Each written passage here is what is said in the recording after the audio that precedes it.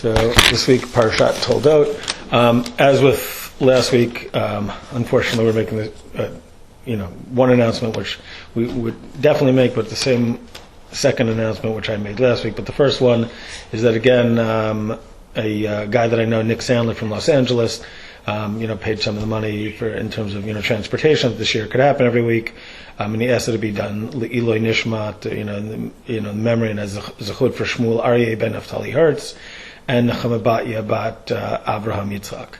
So this should be this should be an Eloi Neshama for them, and of course, as I said, the other part, which is really unfortunate because I felt last week it would be the one time I had to say it, is that obviously with the situation in Israel, I don't know how much, again, we just spoke about how our actions, I don't know how much anything we do can really, change anything, but at least, the learning that we do should have whatever effect positive that it can have.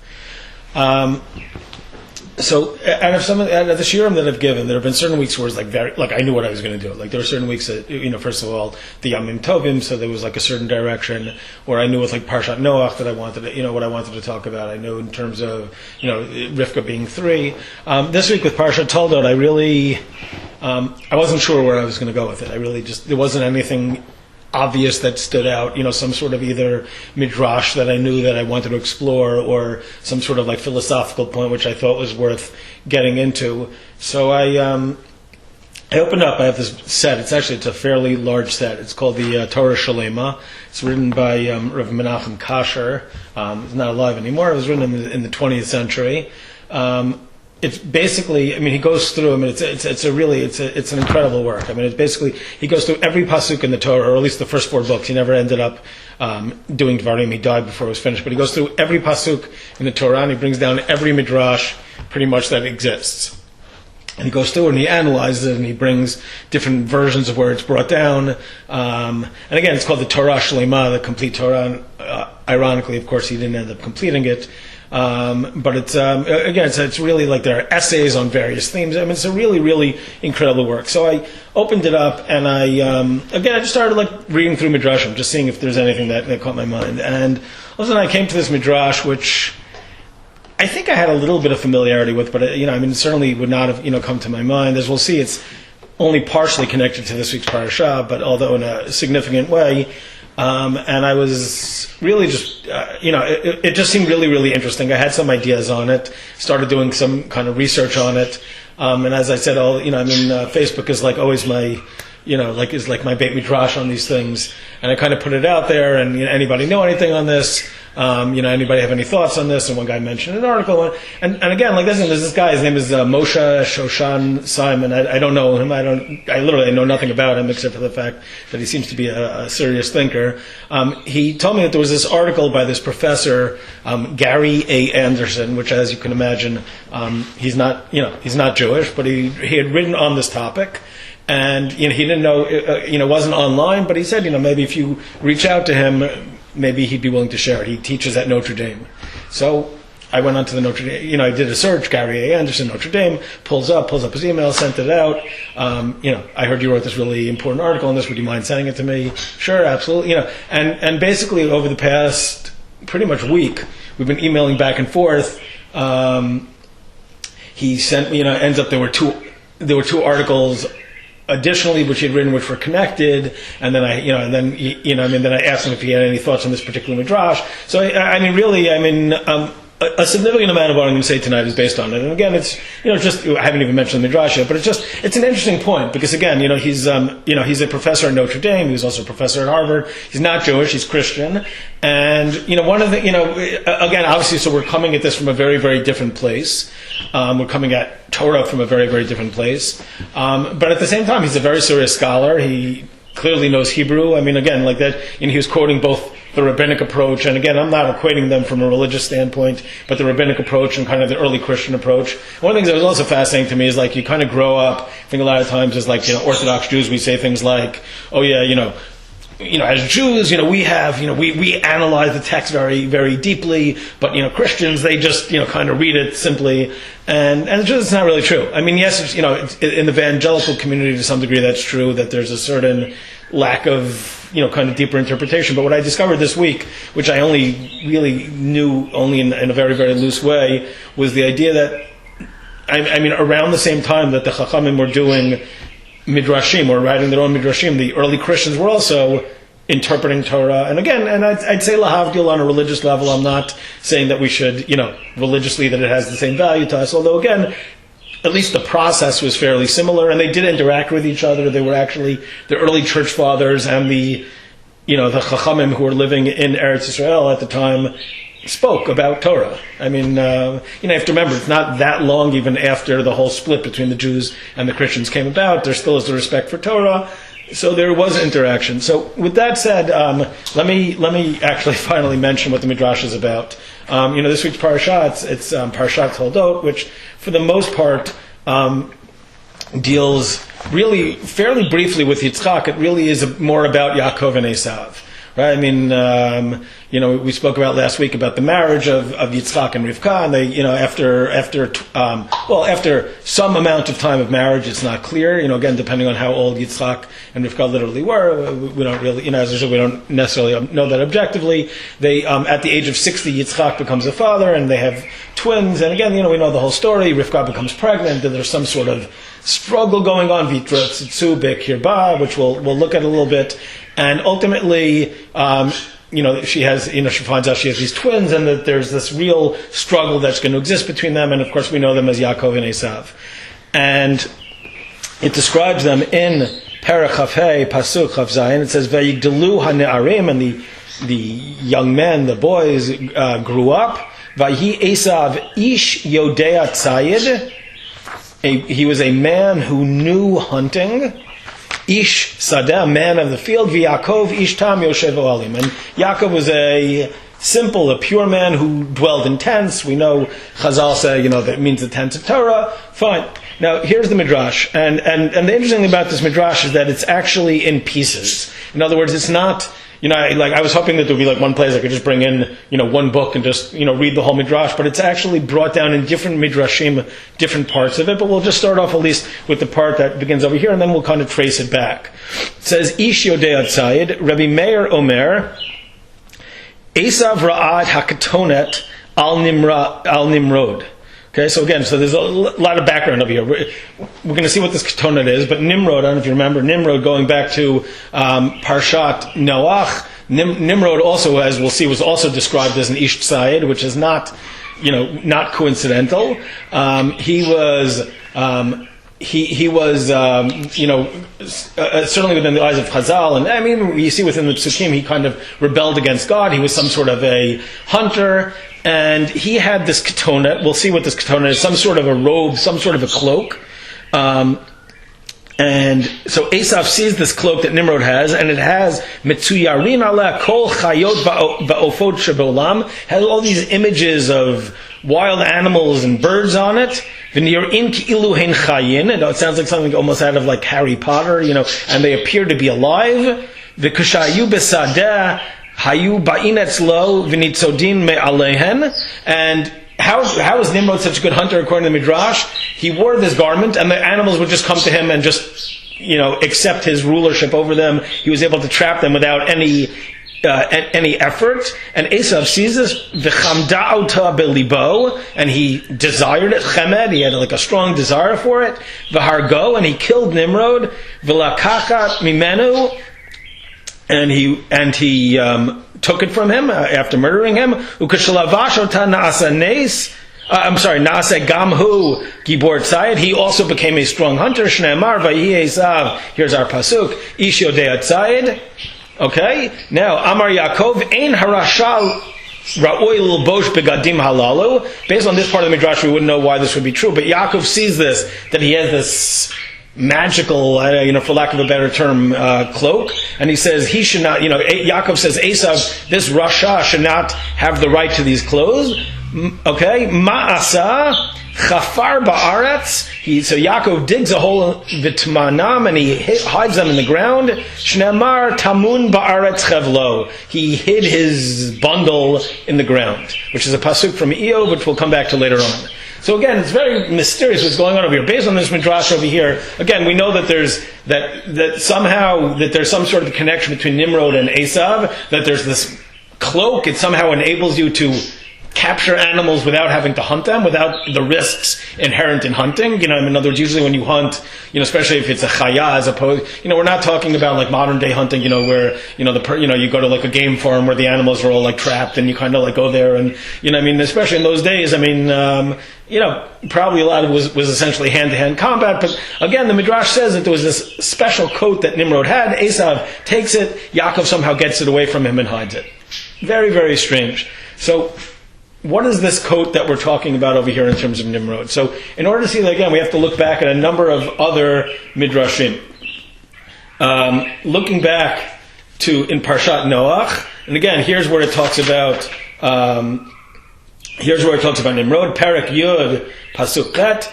It's going through the whole lineage of the people, most of which is just, and he begat him, and he begat him. It's the only time in your life we ever use the word begat.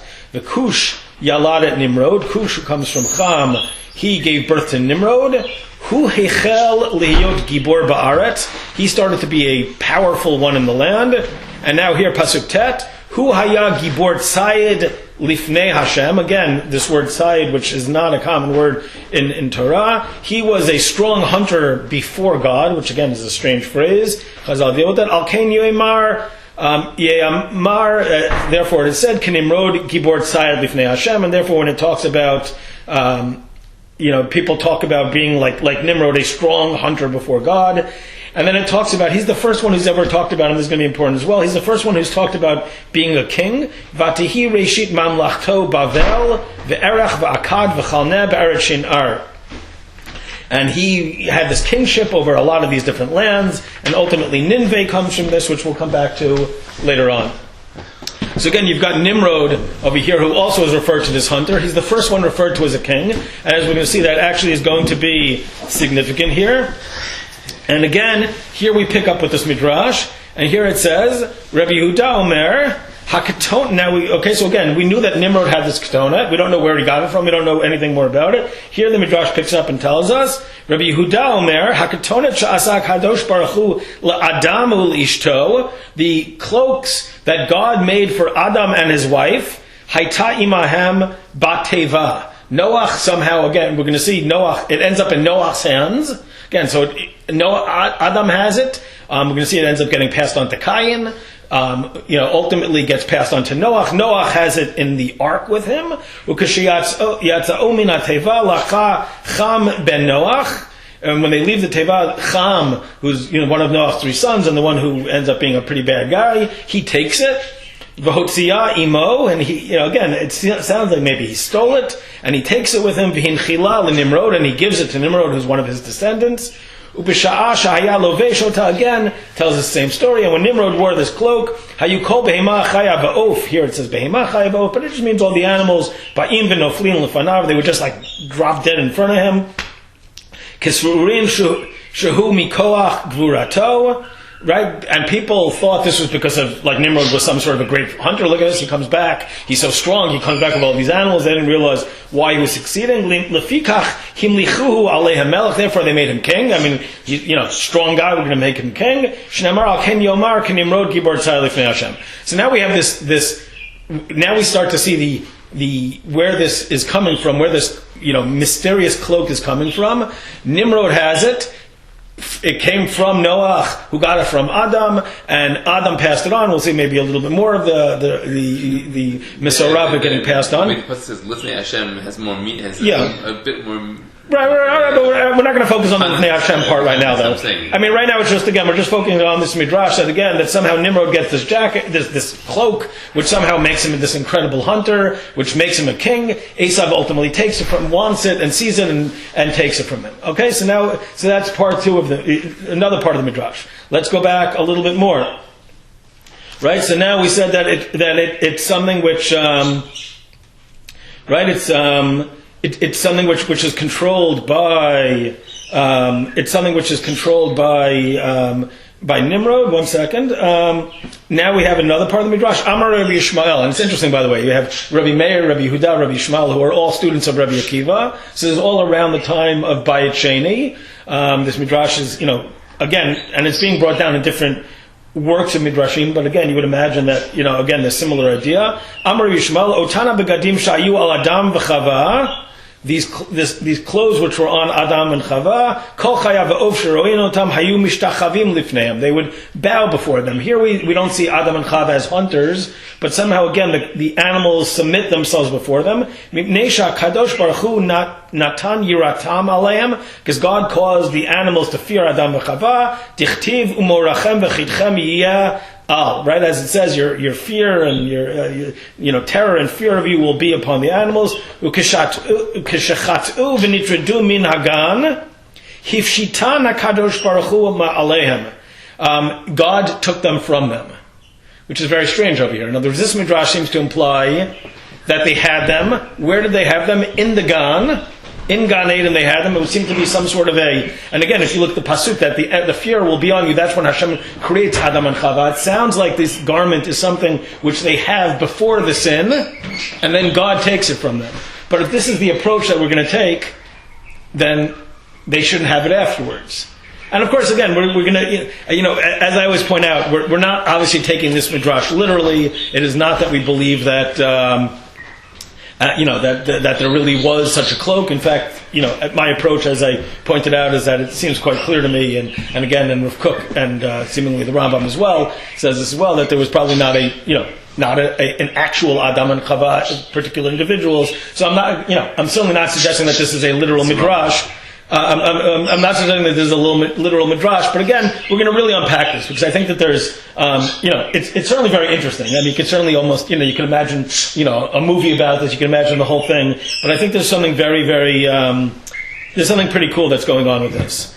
And then finally, one last part of it, again, it says that, in Bereshit, in Parshat Bereshit, when, it talks about, this is after the sin already. It says, "Vaya'as Hashem Elokim la'adam alishto kotnot." This is the Ketonet. He made for them these cloaks or garments or Ketonet Ohr.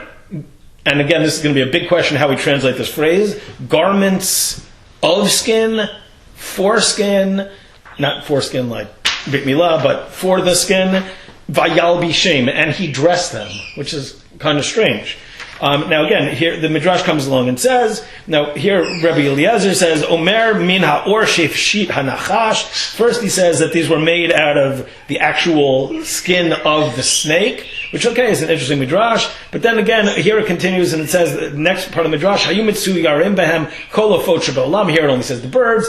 Adam HaRishon lekayin. He passes it on to Kayin, ukishaharag ba'ulido shel Nimrod. Again, Kayin ultimately to Noah. It would seem it's going to go on to Shem, but it somehow again, Cham steals it, passes it on to Nimrod. Hu shnamar hu ayagi bort side. So we've got this cloak over here, and again, the idea that it was given to Adam and Chava before they sinned and then taken away is very, very difficult within the other midrashim. So that's not the approach we're going to take. Although again, that's one of the big questions is what's going on over here. But again, you have Adam and Chava, although we're going to really just be focusing on Adam. It seems like, I don't know what happened to Chava's robe. I don't know. Although again, we would, based on something we're going to say, we would be able to talk about that a little bit. But Adam passes it on. It goes to, and again, and it's interesting, by the way, if you look at who's receiving it, Kayin is the Bechor. And then again, it almost sounds like one of these things, which again, there are a number of things when the Rambam talks about the Mesorah, how Adam believed in God, and then it got passed on by certain individuals until it got to Avram. It sounds like the same Mesorah, but somehow again, Cham gets in the way. So again, it gets passed on. Kain gets killed. It's supposed to, it's going to keep on going on. It's going to go to Noach. Everything's fine. And again, we have a number of midrashim which elsewhere talk about certain things that can pass on this way. All of a sudden, Cham steals it. It goes to Nimrod. Nimrod becomes this great hunter and ultimately a great king, which is going to be very important, in terms of our focus. ultimately Eisav sees this, and again, we're talking about, this is obviously not one of those midrashim where you say like, maybe this is literal. We're talking about like hundreds and hundreds of years. Between all these individuals, Eisav ultimately sees it, he gets his hands on it, he's this great hunter, and Yaakov gets away from him, buries in the earth. So that's the midrash. So again, it just, this midrash just certainly says like, well, like something's either it's just like, if we wanted to just have kind of like a, disrespectful, approach to midrashim, we could just say like, okay, the rabbis are just having fun here. They're just kind of like letting their minds, kind of go wherever it goes, and this is what they come up with. But as I'm going to suggest, I think that there's a really significant point going on in this midrash. I think it's really talking about some very, very important ideas. So before I get into it, before I look into we're going to actually look at the pesukim in Bereshit to kind of see what's going on and then trace this. I just want to share one Gemara with you. This is from the Sechet Pesachim, Daf Nun Daled.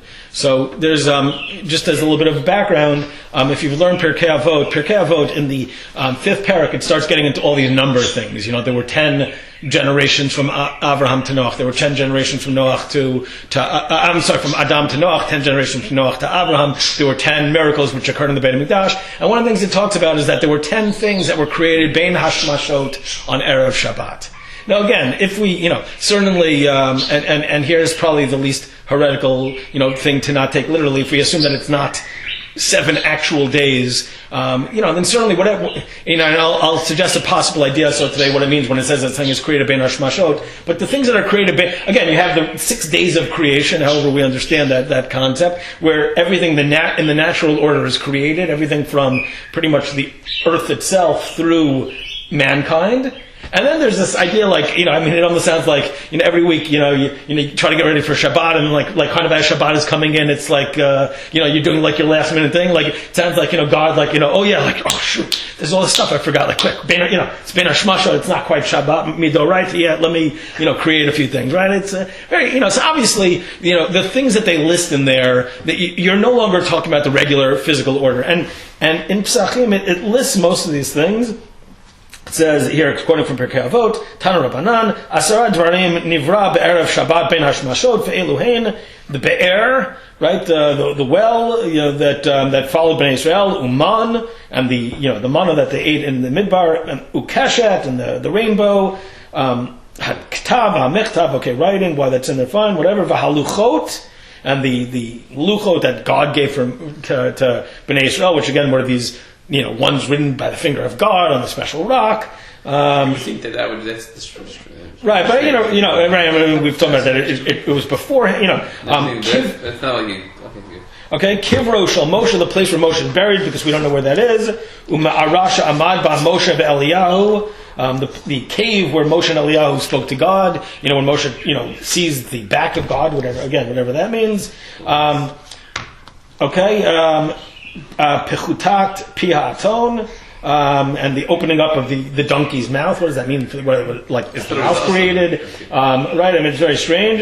Uptucha Pi Ha'aretz Livlo Ad HaRishaim, and the ground that opens up to swallow Korach. And then it says V'yesh Omrim Af Maklo Shel Aaron Shkadel Pracha, that also even the staff of Aaron, which again I have this whole shiur on what this represents, and this also seems to be something which, if you look, is something which also gets passed on, although it's never intercepted by Nimrod and Eisav.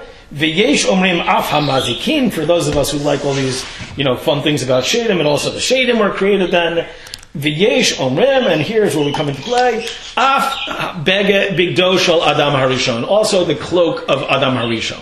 Okay, so again, there's something about this cloak, and again, that part, V'yesh omrim, is actually not from Pirkei Avot. This is actually from Pesachim over here. But again, this cloak, there's something obviously magical about it. There's something important about it. There's some role that it's going to play that makes it that, again, all these special things which are being created, again, they're all miraculous things. They're all things that are going to play an important role in the development of the Jewish people, which is, of course, ultimately the development of the world. And I actually looked up today. I was trying to figure out, again, obviously, when you hear this, it was created bein hashmashot, of Erev Shabbat. So I looked up.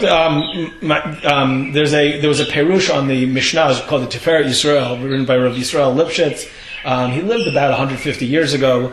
He's one of the first rabbis to kind of accept the claims of evolution of the world being older than up until that point had been thought by Jewish tradition. And so he has a commentary throughout the Mishnah, and he actually he says a very nice idea. Yeah, I mean, I don't know if this is pshat in the Mishnah, but I think it fits in nicely. It's actually a very, very nice idea. He says, why does it say Erev Shabbat? In other words, why doesn't it say it was the first thing created? He says, because what's the purpose of Shabbat? The purpose of Shabbat is to ultimately, that represents the idea of God's Malchut being created into the world. That's what Shabbat represents. So Erev Shabbat, these things are created that are going to help bring about God's Malchut. And it's a nice idea. But again, we see over here again this idea that that these robes are very, very important. So, and Adkan, Pesach Somer, Adkan, this is I looked in the midrashim, I looked into these places, I saw, fine, but from this point forward, a good deal of what I said again is this Professor Gary, Anderson from Notre Dame, again, 3 different articles, and it really, it's really fascinating. I mean, again, these are pesukim that I've seen over time, and what I want to do, at least for the next little while, before, and again, this is, ultimately we're going to tie this back to Eisav and Nimrod and all those people, but is to just look at what happened with Adam and Chava. I mean, one of the things that he writes in the article, Professor Anderson, which I think is just fascinating, which we don't really think about. I mean, the whole story of Gan Eden, in both the Jewish and the Christian tradition, is just one of the most, he says, like the most, written about part of the Bible that exists. I mean, there's just something about, the creation of mankind and original sin, and what does sin mean, and free will, and punishment, and redemption. I mean, it's really very, very exciting. But at the same time, like, we look at these stories with Adam and Chava, and again, either sometimes I think we make one or two mistakes. Either we read it as like this literal thing, and just kind of see it as just a story, where I think there's deeper ideas. But the other problem is, like, kind of, if we don't take it as a literal story, then we kind of just read it with a little sloppily. But the truth is, if we look over here, it's actually rather strange. If you look, there's 3 key pesukim in the story over here. You have, Adam and Chava exist. Then it says, well, Adam exists. He's lonely. God brings all the animals before him, and then ultimately he cannot find Ezer Kenegdo. He can't find someone to help him. And then in Pasuk Hey, in Pesukim Chav Gimel and Chav Daled and Parak Bet, Chava is created. Okay, and then it says in Pasuk Chav Hey, Vayiyu Shnehem Arumim. Both of them were, Arum usually means naked, although certainly in light of what's about to happen with the Nachash, Arum might mean wise, or, because again, the Nachash is Arum Mikol Chayad Asadeh. But let's for now translate it as naked. Both of them were naked, Ha'adam v'ishto, man and his wife, v'lo yitbo shashu, and they were not embarrassed. Okay, in other words, somehow it seems, if we read this straight, they are in this state, they're in Gan Eden, they don't have any clothing, but it is totally irrelevant to them. There's no sense of shame. There's nothing about them that, about their status that makes them feel that there's anything strange about this. Then, of course, we come right to Parak Gimel and the Nachash, and the whole thing with the Eitz Hadat, and then all of a sudden, you now come to Pasuk, right? And they go, and the woman eats it, and she desires, and she eats it, and then she goes and she gives it to her husband, and he eats it too. And then all of a sudden, Pasuk Zayin, Vatipakachna einei shnehem, their eyes both opened up, and here it doesn't mean in the literal sense their eyes open up, but somehow again, something that they didn't see before, they all of a sudden see. V'yed'u ki arumim heim. And again, it doesn't mean they knew that they were naked, like, oh my God, I never looked down before. But it means, like, again, they had an awareness of it. Somehow something had fundamentally changed about who they were. Vayitperu alei te'ena, and they sewed for themselves fig leaves. Ve'asu lahem chagurot, and they made for themselves like aprons or something. Okay, so they make clothes. Which again is very strange, because so now again they feel that they're naked. It feels very strange. It's like they're uncomfortable with it. They make clothing for themselves and cover themselves up, which of course now makes the next pasuk of Parak Gimel Pasuk Chav Hey, after the punishments of what's going to come. And we're going to talk about those punishments. What does it say? Parak Gimel Pasuk Chav Hey. There's a Chaf Hey. No, I'm sorry, Chaf Aleph, I apologize. Pasuk Chaf Aleph. Vaya'as Hashem Elokim la'adam u'lishto Ketonet Ohr. Again, these cloaks for the skin, of skin, vayalbishem, and he dressed them. Now this is very, very strange, because again, whatever we're going to say just happened, and whatever it is that Adam and Chava did wrong, and whatever it was, this awareness that they had, well, they just made clothes for themselves. So what is it why does God need to make them some sort of garment? And again, whatever this garment is going to be, cloaks for the skin, to be worn by the skin, maybe made out of skin. Again, very strange. And not only that, vayal bishem, and God dressed them in it. What like they're 3 years old, they can't dress themselves. Very strange. So again, they already were wearing something. God gives and again, that's the thing. The midrashim really, really over here. There's really, they have a field day. I don't know how else to put it. They really just go through what does this mean? And you see, every possibility, literally from the fact that these were Ketonet Ohr, garments that are for the skin, that, something you wear on top of your skin, that they're Ketonet Ohr, garments of skin, that in other words, now that all of a sudden they have physical skin for the first time. There's the midrash that up until now their skin had been, covered with a layer of nails, like that we have, like nails of your, like your fingernails, and now it's all removed except for our fingernails. That's part of the idea that, midrashically, that we look at our nails on Motzei Shabbat when you say Havdalah, which again, you have to talk about what these things mean. None of these things are meant literally. And then maybe perhaps most famous, let me see, I think I have this marked off over here. Rebbe Meir, who again is one of these people who's been talking about this, and actually this one I don't think I marked off, unless I saved it over here. Maybe. Let me check. Oh, maybe I did. Ketonet Ohr. Yes, let's see. Do I have it over here? Right. This is right. So there are all sorts of versions of what this is, and one of the most famous ones, and it even adds to the whole idea that there's something special about these clothes. It says that in the Chumash of Rebbe Meir, it said not Ketonet Ohr with an ayin, but a Ketonet Ohr with an aleph. It was garments of light. And again, but all these things again are getting into there's some sort of garment which is made, which if it's actually clothes, it doesn't seem necessary. They made it for themselves, and why is God dressing them?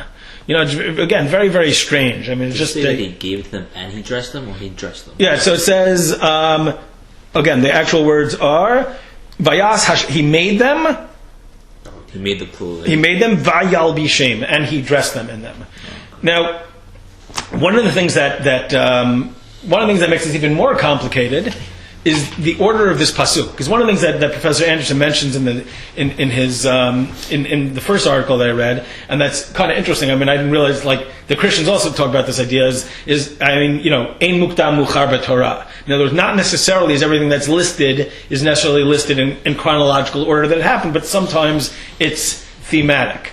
And I learned a new word this week. There's a term called pluperfect. Pluperfect is the way of saying that, in other words, rather when you say something in past tense, you could say it significantly past tense. In other words, when it says that Adam knew his wife, Chava, some read it as, and Rashi seems to read it this way, Adam had known his wife Chava earlier on. In other words, usually it's not immediate past tense, but it's talking about something that happened before. So it's possible to read this pasuk, Vayas Hashem Elokim la'adam lishto Ketonet Ohr vayal bishem, and God had made for Adam and Chava. Right? We even saw before one version of the midrash actually had these clothes being made before the sin. But we're going to go with the approach, we're going to keep it in order, but again, it's just to notice again the tremendous complexity with this story in terms of when were they made, right? And I think actually, if we look here, let me see if I can quickly find it over here. You might be able to actually show you just some of these opinions that existed. Again, I don't know if it's let me see. Oh, Chaf, did that. Find it over here. Vayas Hashem la'adam, and again, Rabbi Yitzchak, Ravya Omer, Chalukin hayu betziporin v'naim k'margaliot. It was again they were again out of nails, and they were clear like margaliot, like pearls. Kakli Pishtan, Hadakim Habaimi Beit Shan, that seems to be garments for the clothes. They were like these fine linen. And again, I mean, all these different opinions, Ketonet Ohr, Ketonet that were made from skin, which again, I mean, is kind of strange because again, up until this point yet, animals are still not being killed. So where did God get these skins from? And it goes through all these opinions. So again, it's clearly something mystical is going on over here. So that's one part. The first part is just to notice. They're on clothing. Well, that's the thing. Like, are they literal clothing? Are they mystical clothing? What's the purpose of them? When were they given? Again, it's really very difficult to see. And again, and somehow, but again, if we're going to go with the approach that it actually is chronologically happening over here, that there's some sort of garment that God makes for Adam and Chava, and this is going to be our cloak that we've been talking about in the midrash. This cloak that is going to make it so that the animals humble themselves before them. And then afterwards, we're going to come back to, and then ultimately mix it into the hands of Nimrod and Eisav. We're going to come back to that. Another thing that's worth talking about is how do we look at the punishments that occur by, that Hashem, gives to Adam and Chava. In other words, and it partially gets to in general in the Torah when there are punishments, how do we view punishment? Is it just like a smack? You did something wrong, and therefore I'm just going to smack you and make things hard for you? Or is there, perhaps some sort of a lesson that's in it? And one of the things that's very strange over here, right, is you have, so now, first he says to the woman in Pasuk Ted Zayin, El Ha'isha Amra Harba Arba Itzvonech. You're going to start having pain when you deliver. Your pain veheronech be'etzav tel dibanim. Right, you're going to, when you give birth to children. You're going to have pain when you're pregnant, and you're going to give birth with pain, and you're going to cling to your husband, and he's going to rule over you. We're not going to get into exactly what that means, although certainly, at least in the Ashkenazi community, we don't take this literally, that the man rules over the woman. We know who wears the pants in the family. But okay, we'll leave that aside for now. Ula Adam Amar. Now, and for man it says, because you listen to your wife, Tochal min ha'etz asher tziviticha lemor lo tochal mimena, because you ate from the tree which I said not to. Arura ha'adama ba'avurecha, the ground is cursed because of you. Bi'itzavon tochalena kol yamechayecha, you're going to eat from it with sadness all the days of your life. The kots v'dardar tatzmiach lach, and it's going to produce thorns and thistles. V'achalta Eisav hasaden, you're going to eat literally the grass of the field. Bizeyar apecha tochalecha, maybe with the sweat of your brow you'll eat bread. We just said you're going to be eating grass. What do you mean you're going to be eating bread? Ad shuvcha el ha'adama, until you return from the ground. Now it's strange. In other words, again, there's going to be some sort of, he's going to have to work harder to get his food. He's going to, he's going to have to work the ground. It's not always going to give him things. And he's going to eat, part of the punishment is that he's going to eat from the grass of the ground. And he's going to, right, well, so that's, what does that mean, right? The Eisav Hasadeh. And then it says, and with the sweat of your brow, you'll eat bread. So if we wanted to just read this poetically, we could just say, the bread of the ground doesn't mean literally. It means like, the stuff that's going to grow, you're going to make bread of it. But it does happen as two separate things. And again, one of the things Professor Anderson points out is that at least, later on, this idea of like the Torah or Tanakh in general, writing things poetically, where two different pesukim or two different parts of pasuk might just be poetic rather than making two different points. He said, but certainly, this would be read as two separate parts. And part of the thing that makes this even stranger is if we look back earlier when God creates Adam and Chava, what does He say to them? Right at the end of the first parak of Bereshit, the first parak of the Torah, it says, "Vayomer Elokim hinei natati lachem." God says to them, although there's only Adam here, or maybe the Adam Chava creature, or however we understand it. Vayomer Elokim hinei natati lachem et kol Eisav zorea zera asher al pnei haaretz. Okay, He says, I have given to you all of the grass. What is zorea zera? What's zra'im? What are Zra'im? Seeds. Which produce seeds. Asher al pnei kol haaretz, which are on the face of the ground. Ve'et kol ha'etz asher bo pri eitz zorea zera. And again, also fruits which produce seeds. Lachem yiyeh lo'ochla, will be for you to eat. Right, so there already it seems like they're eating grass. U'lechol chayat hasadel chol of hashamayim l'chol romeis al haaretz asher bo nefesh chayat kol yerek Eisav la'ochla v'yichen. I've given all the vegetation of grass for them to eat. So how is this a punishment? God already gave them grass to eat, right? But what is the part that seems to be different over here? There's this, right, in Bereshit, it's Eisav Zorea Zera. The thing that which the humans get to eat, right? Which you said vegetables or fruits. It's the ones that produce seeds. In other words, as opposed to grass, right? Where there's you just pick the grass and it's a piece of grass, right? But with grain or fruits or vegetables, there's actually seeds there. So it seems to be that man is supposed to eat the seeds, the fruits and the vegetables, and animals are going to be eating the grass. And now what does God say to Adam? What is part of his punishment? You're going to eat the grass. In other words, what are you about to become? You're becoming animal-like. And this is going to really start to help us to understand what's going on with this midrash. You are becoming like an animal in terms of your punishment. Right, and then the midrash. So the whole punishment of eating grass is just to make a metaphor about us becoming animals. Well, it's at least drawing in some sort of a concept. And it's one of the only places we'll see. There's only one other place in Tanakh where it talks about human beings eating grass, and we'll see who that is, and that's going to be very significant as well. Right, so that explains the first problem that we have in terms of it being, what's the punishment? Because now all of a sudden he's going to be eating grass. He's going to be animal-like. But then the second part. It says, "Bezeir apecha tochal lechem." With the sweater you bread, you'll eat bread. Which one is it? Is he going to be animal-like? I mean, animals don't eat bread. Animals don't prepare food. They eat what's there. Or is he going to have bread? And here the midrash even picks this up. A different midrash actually points up and says that this is actually that initially the punishment is that he's going to be animal-like. He's supposed to eat bread, and then it says on a play on the words "Bezeir apecha," it says that Adam starts to cry. How could this be? Basically, am I an animal? Is that all going to happen? And God has rachamim and says, okay, you're going to eat bread. Okay, but again, we see over here that part of what's going on over here is that Adam and Chava are being, their punishment, more than being just kind of like, okay, you're now going to be punished, is that you're now losing some of what you had before. You were created above animals. You had a higher role than them. You're supposed to rule over them. And now you have become animal-like. Right? In other words, what is a sin, essentially? When we do an Aveirah, what is it?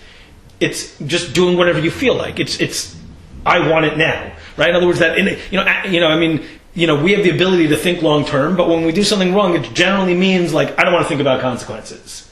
I want it now. I don't want to wait. I don't want to wait until we're married. I don't want to wait until after I say a bracha. I don't want to wait until whatever it is. Like, I want it now. So in their sin, they have become animal-like. And as such, the punishments are all these physical type of punishments that are coming along over here that are, that she's going to be giving, she's going to be animal-like in terms of giving birth. And Adam they're going to be animal-like in terms of eating from the ground. And in other words, by acting animal-like, it's not even really that they've been punished as much as it's almost like a consequence.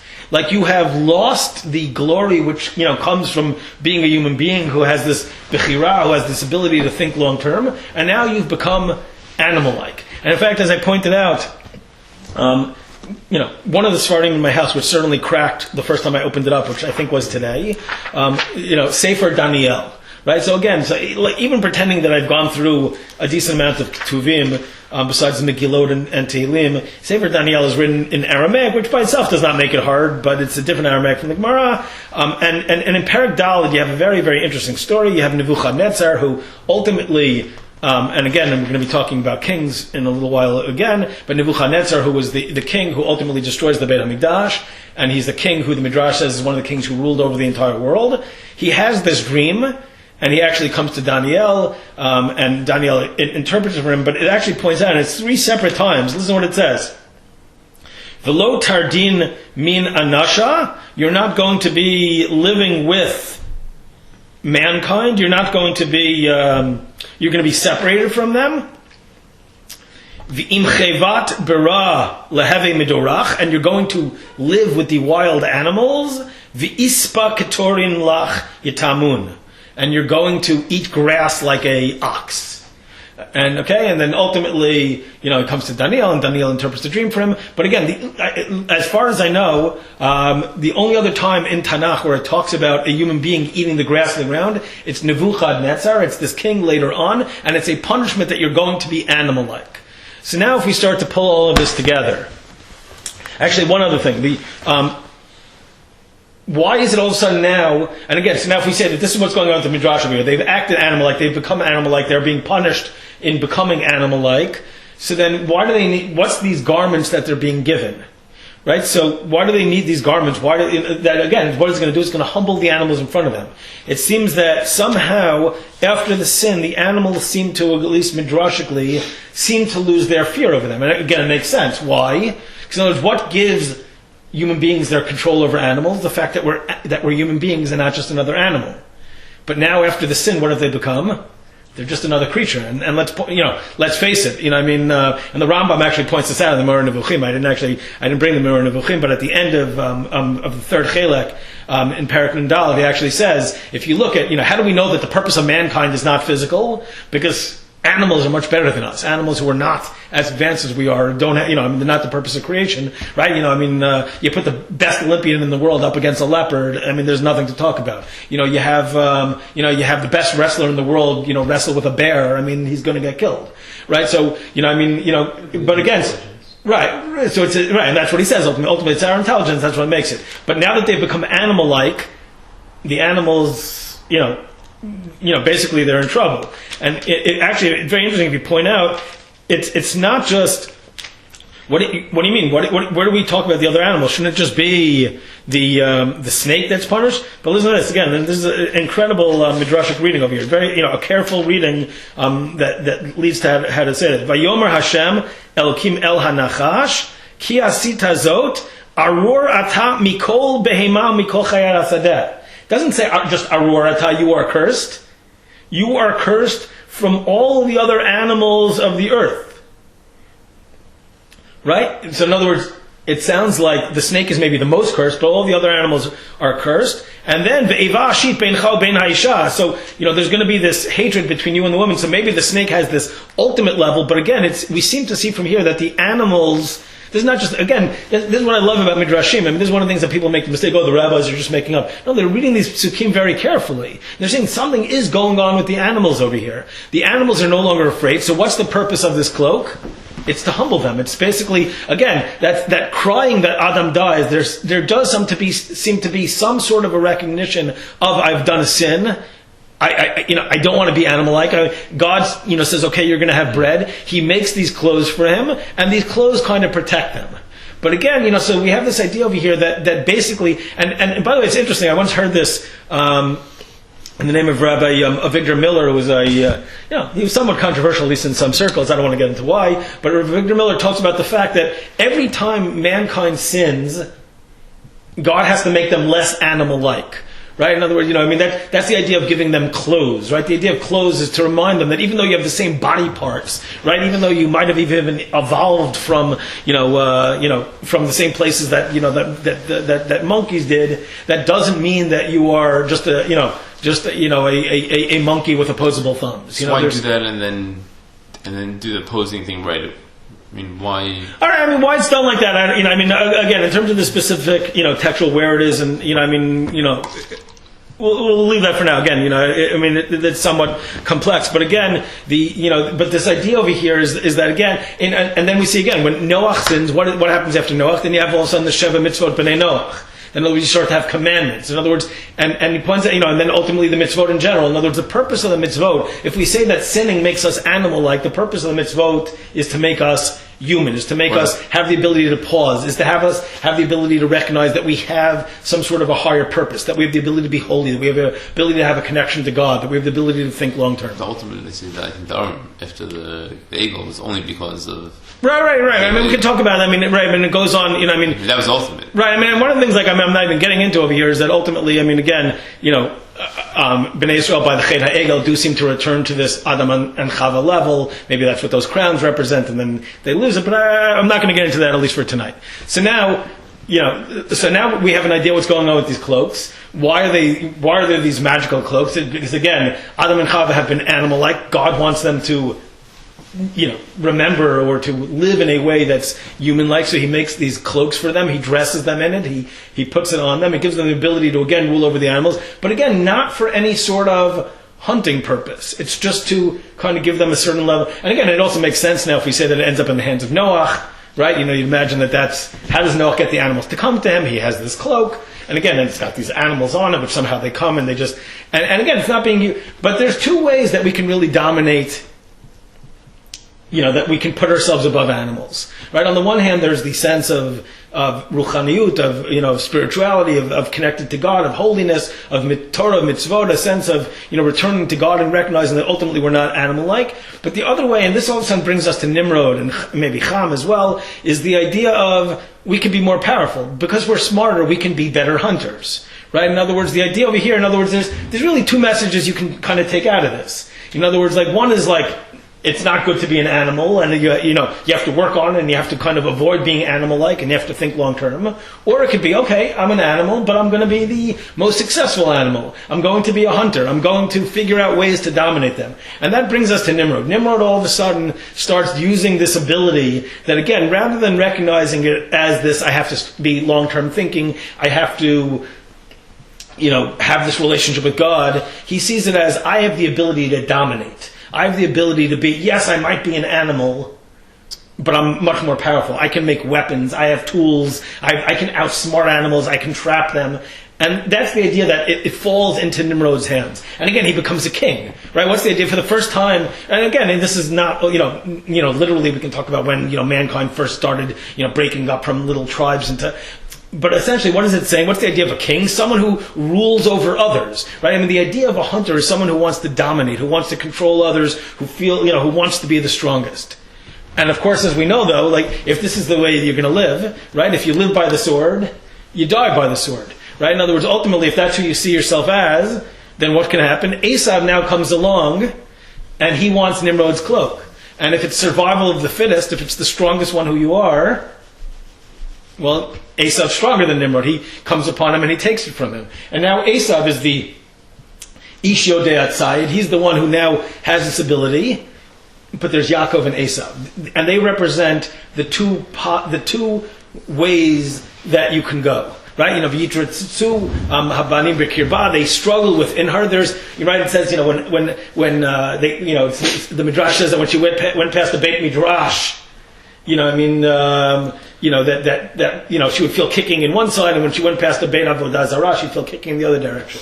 Right? What is Beit Midrash? It's the idea of connecting to Torah. It's the idea of what is Torah? That it separates you from being an animal. It makes you holy. It causes you to act human-like. What's the idea of Avodah Zarah? It's not really. It's not part of. We've spoken about a lot the whole idea of idolatry. It's not that it gives you some sort of higher purpose. It enables you to dominate nature. It's a way of kind of you get the gods to give you what you want.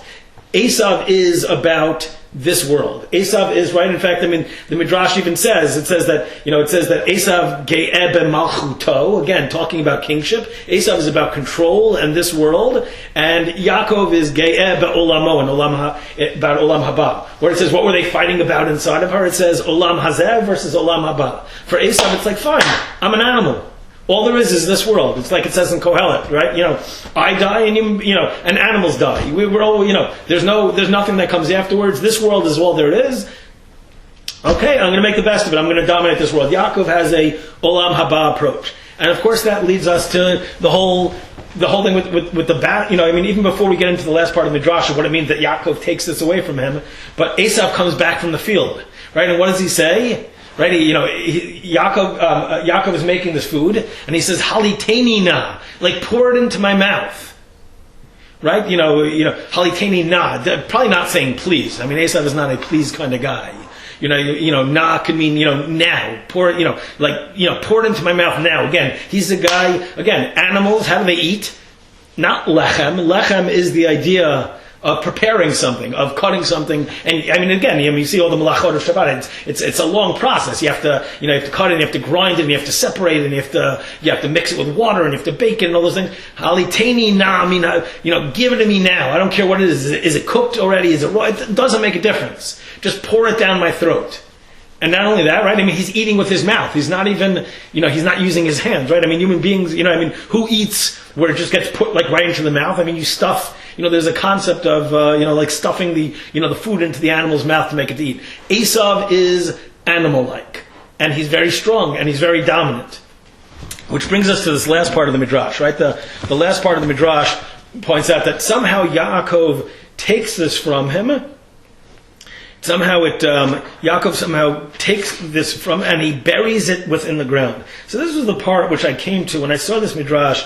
I was, I didn't know what to do with it. I mean, I was just like, he takes and where do you see? Okay, so he takes it fine, right? That's actually when Rivka goes and she says to him, go and get, you're going to get the brachot from Yitzchak instead of it going to Eisav, and he says, I'm smooth skinned, I'm a yeshiva bacher, I'm not a big strong guy. Vatikach Rivka bigdei Eisav b'nah hagadol hachamudot, and Rivka took the clothes of Eisav, her greater son, the chamudot. And again, here too the midrash says, what is chamudot? Chomed is like lo tachmod, right? Do not, crave that which below, right? The clothing that Eisav craved, right? That he took from Nimrod. He craved it. He took it from him, and she gives it to Yaakov.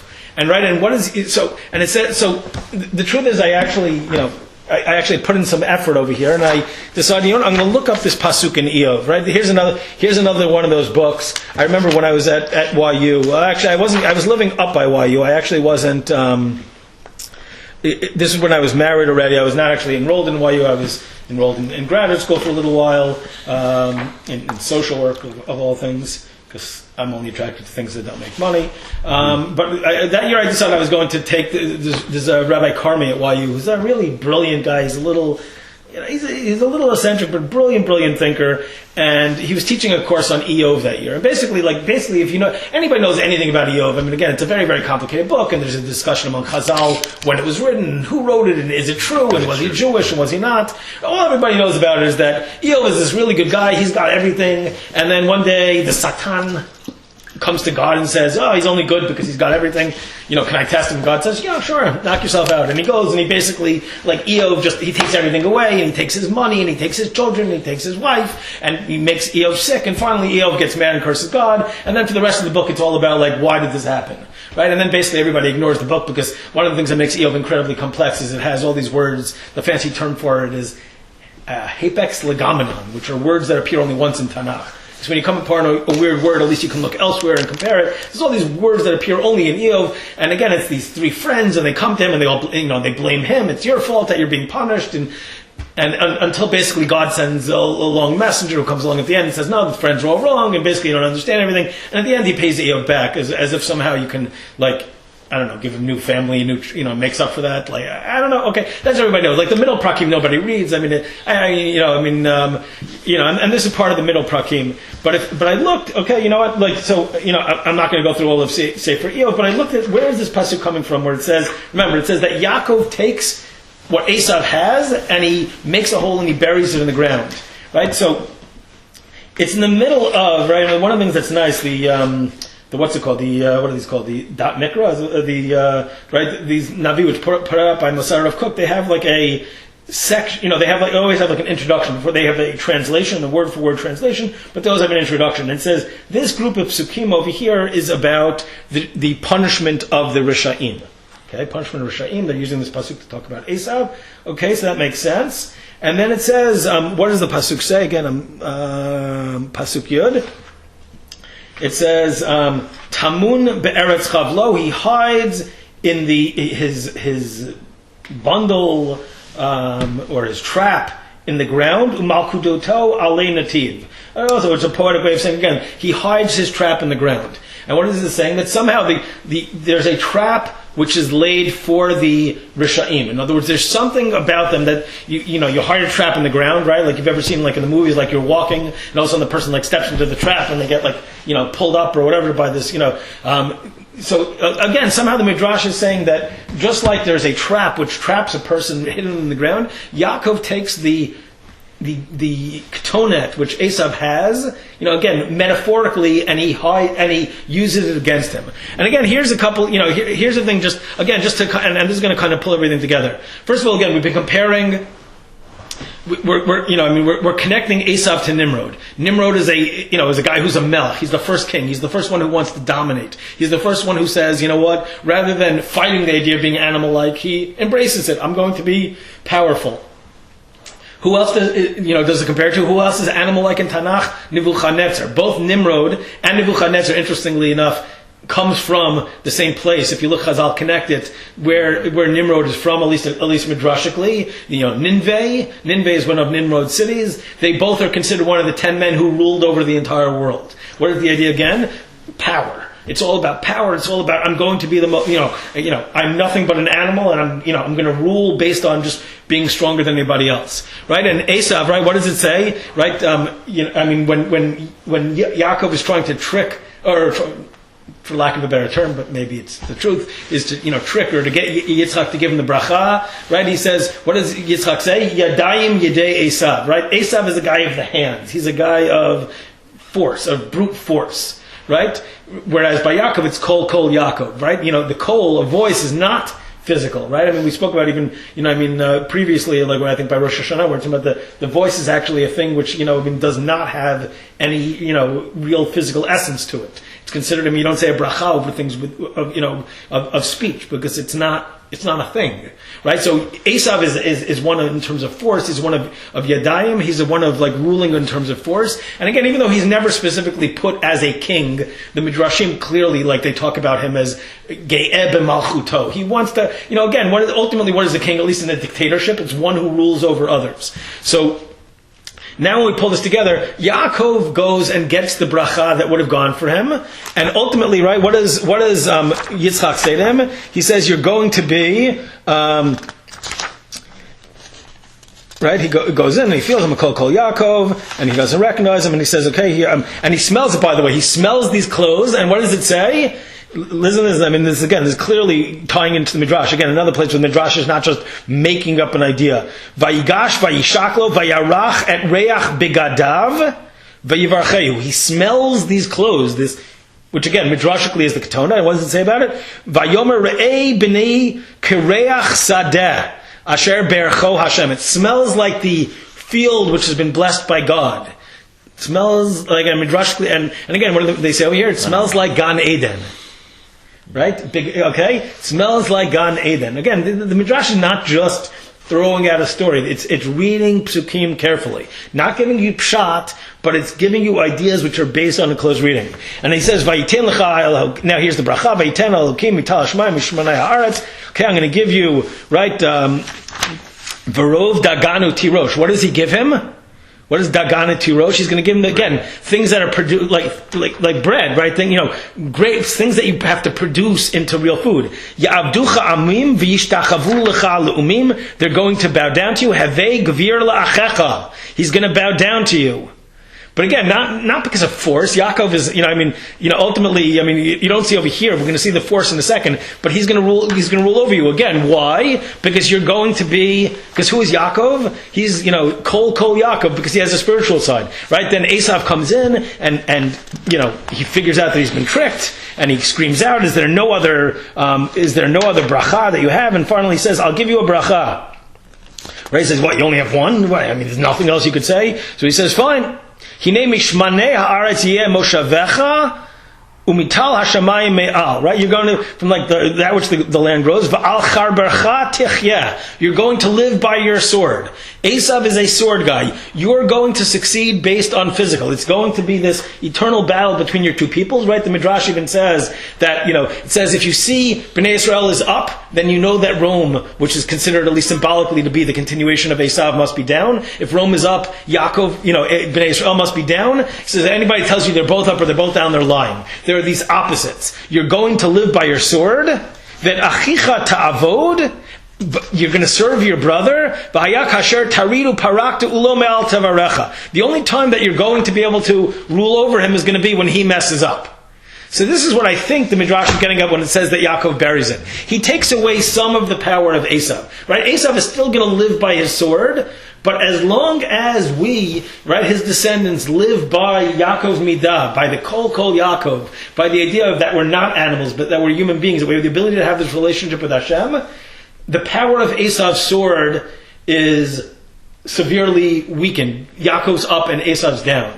Right? That's the trap that I think that's what means that Yaakov hides it from him. In other words, that his sword is now, that he's not going to be as effective. He's only going to be effective to the degree that Yaakov or his descendants don't live up to what he's supposed to.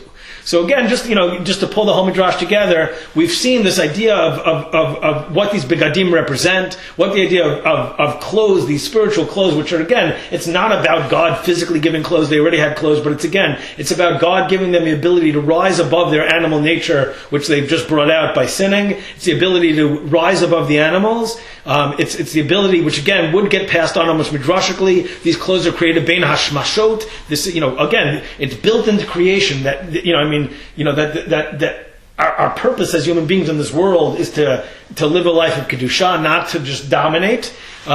Ultimately, again, Cham, who's certainly one of the first bad characters, at least midrashically in Torah, not even Pshat. I mean, look what he does to Noach. He certainly does something bad to Noach, even if we don't get into the midrashim, which are certainly colorful. We'll just leave it at that. Again, and then it makes it into the hands of Nimrod, who's the first king. He's, again, it's might makes right. He's going to be the one who's in charge. Ultimately, right, Nebuchadnezzar is like this as well. Nebuchadnezzar comes from Nineveh as well. He's the one who eats from the grass of the ground. He's an animal. Again, he just believes might makes right. I'm just a stronger animal than any other animal. I'm going to dominate. Who, again, it then ends up, kill or be killed. If you want to live by the sword, you die by the sword. Eisav takes it from him. Eisav represents this idea. He's animal-like in the way he eats, in the way he speaks. Again, he gives away the bracha. What do you need a bracha for, right? If a bracha is somehow spiritual,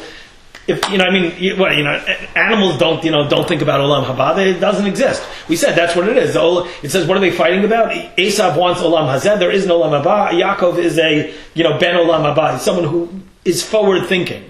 Right? If someone has the ability to do it, and ultimately, this is the up-down fight that's between them. One's going to be up, one's going to be down, and finally, this, you have this idea over here that Yaakov now makes it as a trap. It's no longer that Eisav is automatically effective. Eisav will be effective, and we know throughout our history, and today it happened in a different way, and maybe through a different cousin of ours. But we know throughout our history that there's been a lot of suffering through the hands of Eisav and his descendants. Amalek is considered to be a descendant of Eisav, which, by the way, if you look, what does midrash say? That when they fought again, why do we have to kill the animals of Amalek? Because when they fought Bnei Israel, what did they turn themselves into? Through witchcraft, they turned themselves into animals. Right? Because what is Amalek? They believe in the here and now. There's no olam haba. Right? It's all just about, they're trying to get rid of brit milah, which is the idea of us, taking our physical side and making it, into something ruchaniyut. Amalek is the idea also, animal-like. Right? And, this is the idea. As long as, Esav's animal-like side is only going to dominate when we allow ourselves to become animal-like. If we're animal-like, all we have is the kol. He has the cherev. He's going to be more powerful. But when we remember the kol Yaakov, as we do tonight and each week, and when we learn Torah and all the other ways that we connect to Hashem, then he's now hidden Esav's cloak, so to speak, as a trap, and that Esav's success in dominating will, cannot happen, because ultimately we have this relationship with Hashem that protects us. And I guess to bring it full circle, we should be zocha that all the chesed that's going on. There's a lot of things that are going on already in Eretz Yisrael. They're trying to raise $50,000 for the families of that were killed. Again, yes, all the call. It's natural for there to be all sorts of calls for revenge, and we're going to kill them. But again, I think that ultimately, our tradition would really advise us to look at, the Kol Yaakov approach. Someone posted today that Rav Soloveitchik was the grandfather of one of the men who was murdered today. Spoke about the idea that through suffering, it's not that we can ever know why it happens, but we're always supposed to take something out of it. We're always supposed to make ourselves better. And hopefully through this Kol Yaakov and self-reflection, and hopefully as a Jewish people, that ultimately we will, rise above the cherev of Eisav and the bow and arrow of Yishmael.